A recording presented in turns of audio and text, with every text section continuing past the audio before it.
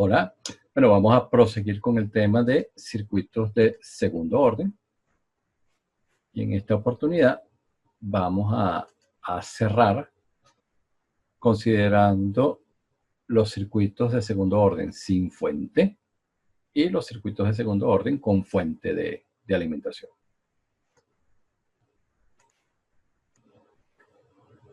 Entonces vamos a ir directamente al primer caso. Entonces vamos a describir los circuitos sin fuente, el tratamiento para esta situación, a partir de este ejemplo.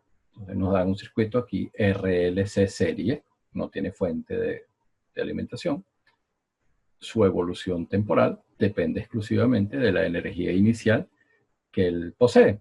Y esa energía inicial se expresa mediante estas condiciones iniciales, ¿no? La corriente en el inductor en el instante cero es 4 amperes y el voltaje aquí entre los terminales del capacitor en el instante cero es menos 4 volts.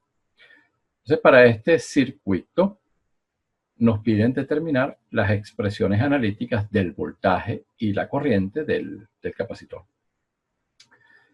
Entonces, a ese fin, aplicamos aquí la ley de Kirchhoff de voltaje. Nos da esto, ¿no? La suma algebraica de los voltajes en el resistor, el inductor y el capacitor es cero. Entonces, reemplazamos voltaje en el resistor, ley de Ohm, voltaje en el inductor, inductancia por derivada de la corriente, y el voltaje en el capacitor por esta expresión, ¿no? Por esta integral. Derivamos con respecto del tiempo y dividimos entre la inductancia y se obtiene esta ecuación diferencial. Entonces aquí nos damos cuenta que es una ecuación diferencial homogénea. ¿Por qué? Bueno, porque no hay fuente de alimentación. El circuito está dependiendo de su energía inicial, ¿no? vía condiciones iniciales. Entonces, reemplazamos en esta ecuación por los valores de R, L y C, y se obtiene entonces esta ecuación diferencial de segundo orden, que es una ecuación diferencial homogénea. Entonces, aquí nos damos cuenta que lo que sería el 2 por el Z por omega n es 6. Y la frecuencia natural al cuadrado es 25.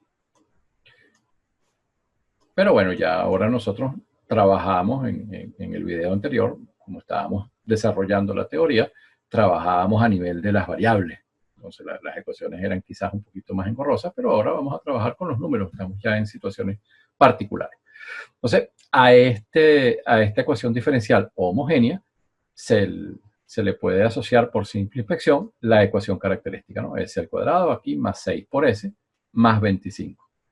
Hallamos las raíces características, que en este caso son complejas conjugadas, es decir, que el coeficiente de amortiguación es menor que 1, estamos en el caso subamortiguado. Entonces, cuando tenemos ese caso, la solución, que en este caso es corriente, viene dada por esta fórmula. Entonces, nosotros ya calculamos el valor de alfa, que es 3, y calculamos el valor de omega d, que es la parte imaginaria de las raíces características, que es 4. Entonces reemplazamos y obtenemos entonces aquí la forma de nuestra solución. Nos falta determinar las constantes. Son dos constantes, necesitamos dos ecuaciones auxiliares. Y esas ecuaciones auxiliares las vamos a construir a partir de las condiciones iniciales. Entonces vamos con la primera. Aquí vamos a emplear la condición inicial de la corriente en el inductor. Bueno, ¿por qué? Bueno, porque nuestra solución es de corriente. Entonces la evaluamos directamente en t igual a 0. Cuando evaluamos en t igual a 0, lo que depende del seno se va a anular. El seno de 0 es 0. Aquí el coseno de 0 es 1. Esta exponencial también es 1. Y del lado derecho, entonces aquí lo único que nos va a quedar es el k sub a, que va a ser igual a i sub 0, pero i sub 0 es 4. Entonces ya tenemos el valor de la primera constante. Vamos a hallar la segunda, k sub b. Entonces, para hallar la ecuación auxiliar número 2, vamos a emplear la otra condición inicial, que es que el voltaje en el condensador en el instante t igual a 0 es menos 4 volts. Entonces, vamos al circuito ahora. Y en el circuito planteamos la ecuación esta que se obtiene luego de aplicar la ley de Kirchhoff de voltaje. Al reemplazar, vamos a tener que el voltaje en el resistor, ley de Ohm, es R por I, el voltaje en el inductor es L por la derivada de la corriente. ¿Bien? Recuérdense que nuestra solución es corriente, por lo tanto, la derivada de la corriente pudiéramos hallarlo. Y aquí, en lugar de reemplazar, como hicimos al inicio, por la integral, como yo quiero utilizar esta condición, escribo aquí voltaje en el condensador. Entonces, de esta ecuación voy a despejar la derivada de la corriente y eso lo voy a igualar con la derivada de la corriente de nuestra solución. Entonces, aquí lo que acabo de decir. La ecuación proveniente de aplicar ley de Kirchhoff de voltaje en nuestro circuito, despejamos la derivada de la corriente, es esto que está acá, y de nuestra solución de la ecuación diferencial, la derivamos e igualamos las dos luego de evaluar en t igual a 0. Entonces, si esta parte que está acá, fíjense, la evaluamos en t igual a 0, nos va a quedar menos R entre L por I sub 0, que es la condición inicial corriente en el inductor, menos 1 entre L, BC en 0, que es voltaje en el condensador inicial. Y del lado derecho, ¿okay? Recuérdense que como estamos evaluando en t igual a 0, lo que tiene seno, esta parte, se va a anular. Esta que tiene seno también se va a anular. Y lo que sobrevive es lo que tiene coseno. El coseno de 0 es 1. Y la exponencial en 0 da 1. Entonces, aquí vamos a tener menos 3k sub a, menos 3k sub a. Y este último término aporta el 4k sub b. Entonces, en esta ecuación reemplazamos por las condiciones iniciales y por los valores de R, L y K sub A. Recuérdense que lo conocemos. ¿Okay? K sub A lo conocemos, que es 4. Entonces, nosotros podemos calcular K sub P.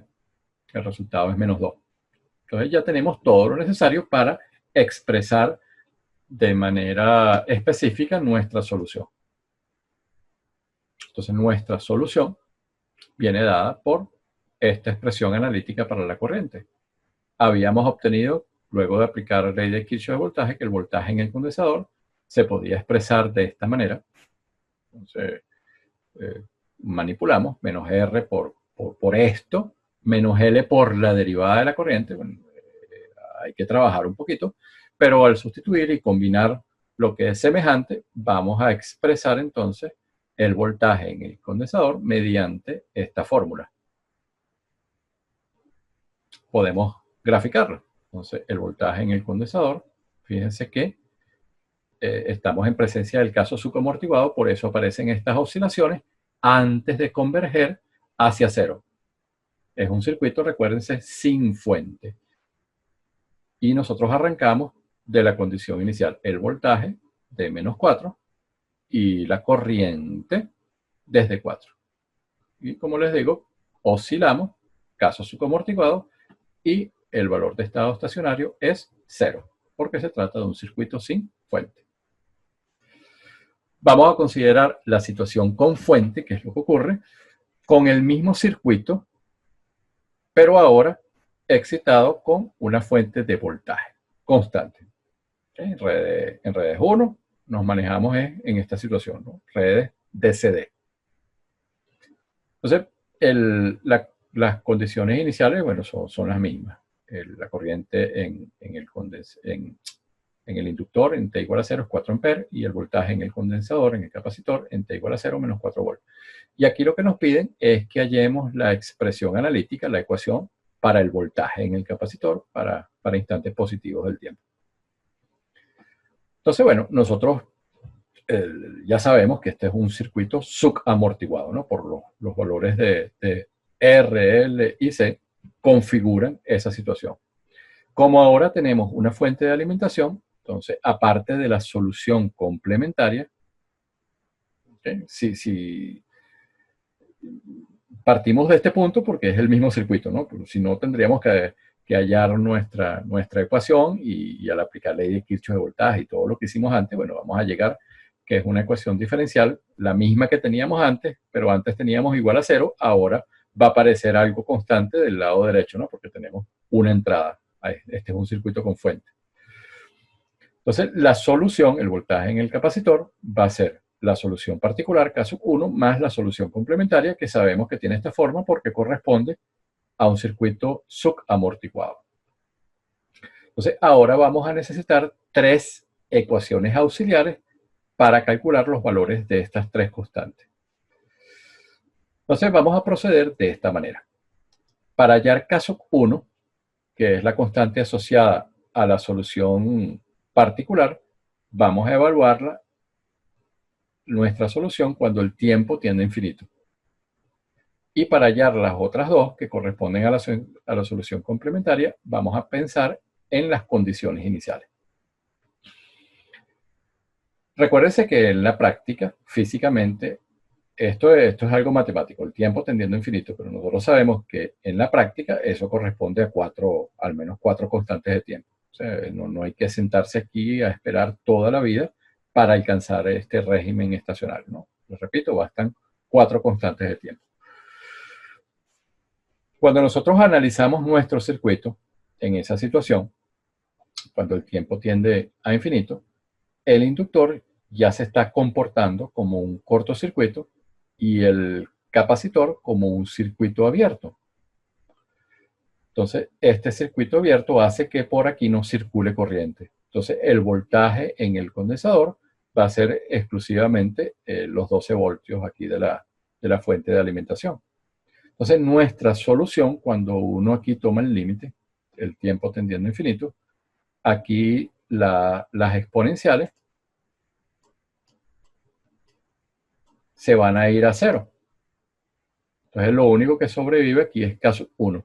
Y el circuito nos dice que ese voltaje en el capacitor, cuando el tiempo tiende a infinito, está tendiendo hacia 12. Es por eso que el valor de la constante 1 es directamente 12. Vamos ahora a hallar las ecuaciones auxiliares para las otras dos constantes, pero para ellas necesitamos utilizar las condiciones iniciales.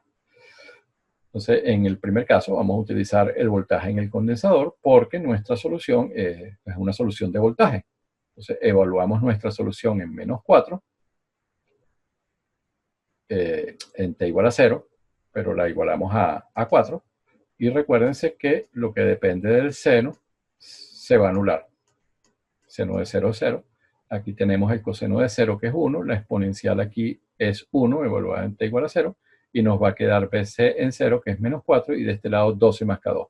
Despejamos K2 y obtenemos este valor, que es menos 16. Ok, para hallar la ecuación auxiliar 3 hay que trabajar un poquito más. Vamos a utilizar la otra condición inicial, que es la de la corriente en el inductor, que es 4 amperes.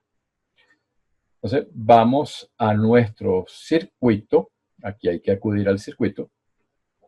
Y nos damos cuenta que la corriente en el inductor, queremos relacionarla con nuestra solución, que es una solución de voltaje. Y la corriente en el inductor es igual a la corriente del capacitor. Se trata de un circuito serie. Y la corriente en el capacitor, bueno, es la capacitancia por la derivada del voltaje. Entonces, derivamos nuestra solución de voltaje. Pero hay que multiplicarla por C. Entonces, aquí en la derivada, fíjense que está apareciendo aquí la capacitancia. Estamos multiplicando por ella.